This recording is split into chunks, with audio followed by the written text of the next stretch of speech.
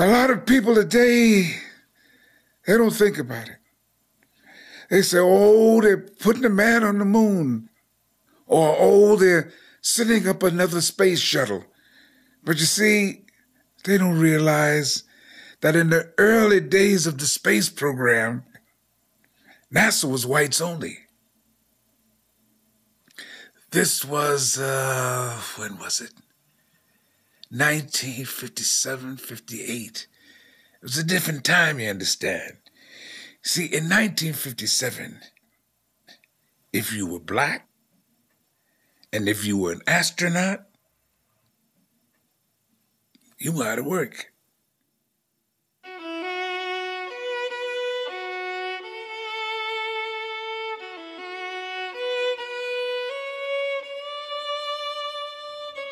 They had names like Loopy Louie Hayes, Suitcase Jefferson, and Rocket Randall. What they lacked in technical know-how, they more than made up for in courage and zeal. The courageous heroes of the old Negro space program.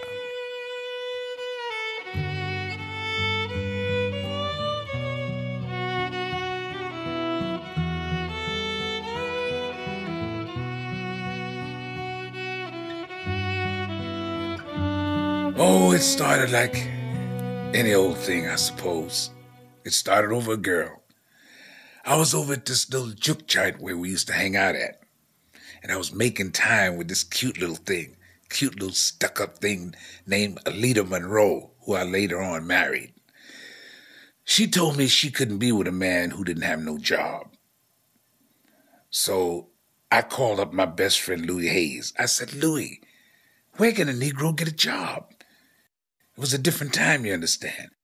1957, 58. So Louis said he heard that they were forming a new government agency. So the both of us went down to NASA. But to our surprise, they weren't hiring any Negroes at NASA. It was a different time, you understand. It was a different time, 1957 or 58. America's love affair with racism was in full swing. NASA was no exception.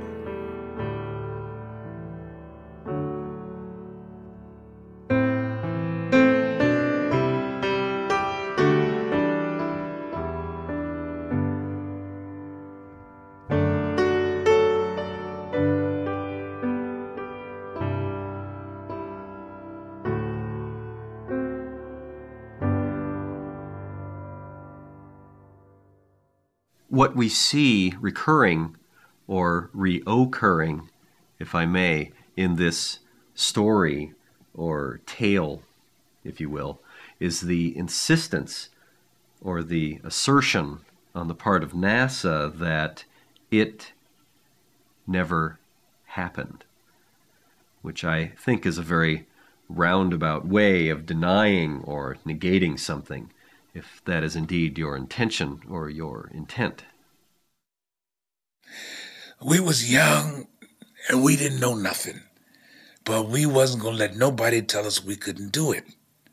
So we put together our own gig, got ourselves some uniforms, and I told Alita Monroe that I was working for NASA, the Negro American Space Society of Astronauts. Got laid that very night. The uniforms were stitched by hand. The rockets, cobbled together from NASA's discards.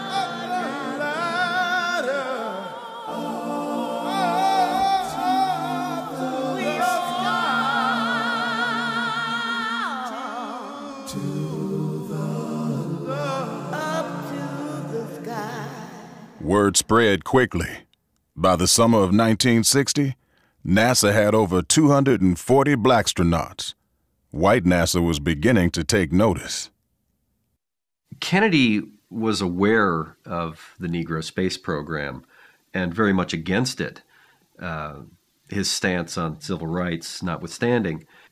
One can only imagine, as terrified as the administration was, of losing the space race to the Russians, they were 10 times more terrified of losing it to the Negroes. As Washington fumed, Harlem celebrated. The ragtag group of blackstronauts were becoming minor celebrities, traveling from town to town, staging launches to raise money, endorsing local businesses, their exploits glorified in song. Oh, there goes Loopy Louie. Where's he going, friend? If I know Loopy Louie, he's shooting up again. Is that right? He's shooting up again. Don't tell me. He's shooting up again. Oh, shit. For a time, it seemed the Negro space program could do no wrong, but there were casualties. With their cloth spacesuits and their makeshift rockets, blackstronauts faced far greater hardships than their white counterparts. A week into his first orbital mission, Sullivan Carew wrote home to his wife in Smithfield. Dear Sarah, the indications are very strong that I shall attempt re-entry tomorrow. And lest I shall not be able to write you again, I feel impelled to write a few lines, that they may fall under your eye when I am no more. It sure is fucking cold up here. Yes, sir. I about froze my motherfucking nuts off. God damn. Space is one cold motherfucker. Sarah, my love for you is deathless. It seems to bind me to you with mighty cables that only omnipotence can break. But shit, woman, it is cold as fuck up here. Sullivan Carew died 2 days later upon re-entry.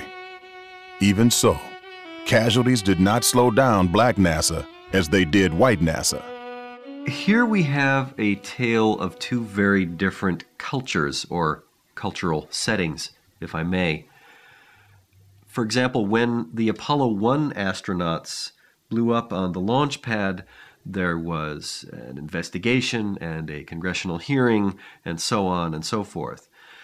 By contrast, when the Negro astronaut Peter Stinky Pete Carver caught fire in a church parking lot in Elgin, Illinois, they just casually extinguished him and he was ready for another launch the next morning. Before long, Washington had had enough, but the Negro space program was not easily shut down.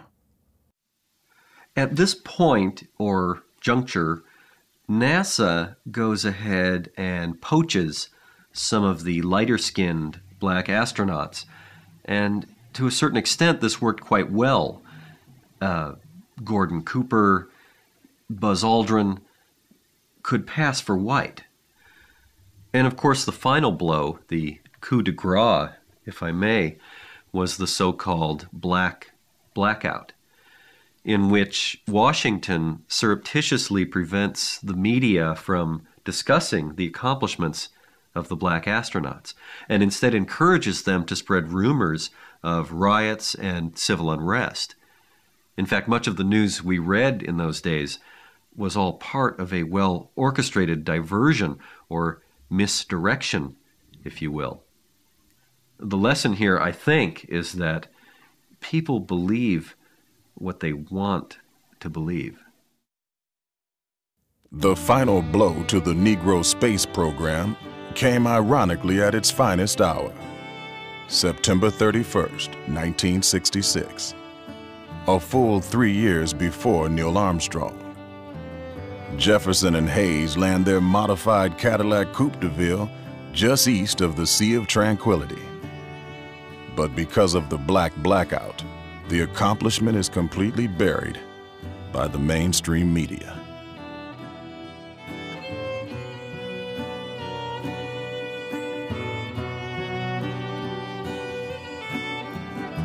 Well, we expected to be heroes, but when we got back, we were just Negroes.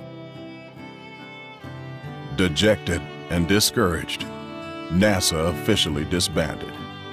But its heroes live on, for the few who care to learn their story. Truth shall make us free.